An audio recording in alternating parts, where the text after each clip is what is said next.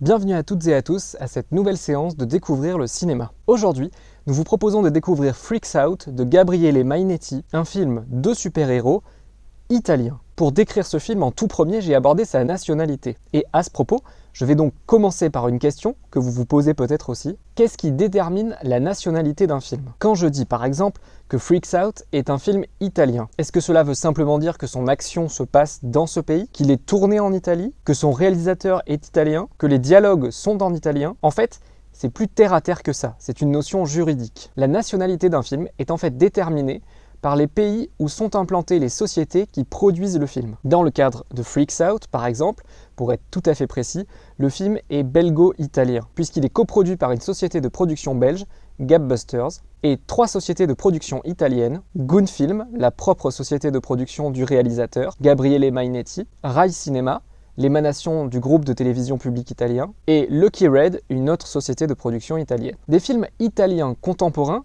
vous ne devez pas en voir beaucoup au cinéma. Et pour cause, si on se replonge dans les archives des 10 dernières années, seule une centaine de films italiens ont atteint nos écrans entre 2010 et 2019, soit à peine 1,5% de l'offre de films qui vous est proposée. Pour vous donner un ordre de grandeur, toujours sur la période 2010-2019. En France, 50% des films proposés sur les écrans étaient français, 21% étaient américains, 17% européens, et le reste, 12%, venait de tous les autres pays du monde. Et même si vous connaissez un petit peu le cinéma italien, Freaks Out se démarque de la production habituelle de ce pays. L'ambition de son réalisateur, Gabriele Mainetti, c'est de faire un film à grand spectacle, ce qui se ressent aussi sur son budget. Il faut que vous sachiez que le budget moyen d'un film européen est de 2 millions d'euros, et celui de Freaks Out est estimé à 14 millions d'euros. C'est donc beaucoup plus. Mais pour vous mettre aussi un petit peu à niveau avec le reste de la production mondiale, Spider-Man No Way Home, le film le plus vu au cinéma en 2021, avait un budget de 200 millions de dollars, soit environ 182 millions d'euros, alors que Kaamelott, le film français qui a réuni le plus de public l'année dernière, avait un budget d'environ 15 millions d'euros. L'ambition de Gabriele Mainetti, c'est donc de montrer qu'un film italien peut se donner les moyens, dans tous les sens du terme, de proposer un blockbuster. Et ce, même en ayant un budget plus de 10 fois inférieur à ceux des productions américaines. Vous le verrez par vous-même, Freaks Out, c'est un film très original qui mêle plusieurs genres. Il y a bien évidemment d'abord le genre du film de super-héros, comme dans On l'appelle Jig Robot, le long métrage précédent du réalisateur Gabriele Mainetti. Lui-même spectateur de films de super-héros nord-américains, il a voulu transposer cette culture en Europe. D'abord dans un contexte contemporain, dans son premier film, puis de manière encore plus originale dans le contexte de la Seconde Guerre mondiale dans Freaks Out. Et cette toile de fond historique fait aussi de Freaks Out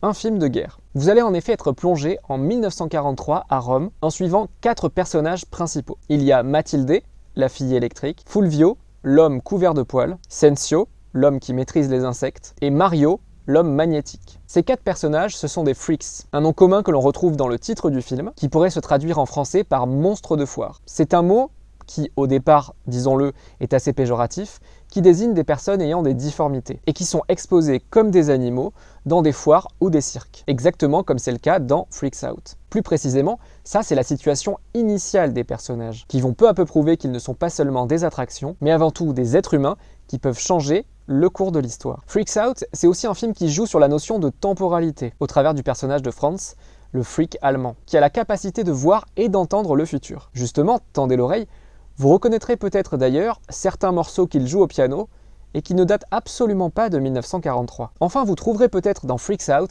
un côté Tarantino, dans la manière dont les personnages sont tournés en dérision. Immédiatement, évidemment, on peut penser à Inglourious Basterds, un film qui, comme Freaks Out, se déroule durant la Seconde Guerre mondiale, mais pas uniquement.